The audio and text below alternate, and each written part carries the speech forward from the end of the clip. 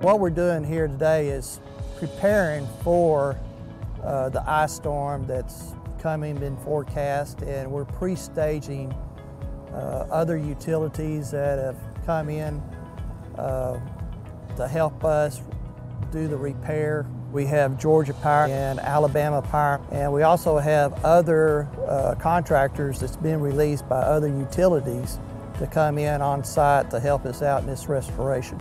I work for Alabama Power in our power delivery department, and we're here with 280 linemen and support personnel. We're pre-staging for Winter Storm Landon here in Plano, Texas. Some of the things that we bring with us, we bring bucket trucks, derrick trucks. We have specialized equipment such as side-by-side vehicles and mini derricks that can assist us in various situations where we have power outages. It's hard to tell and judge where exactly your hardest hit areas are going to be at.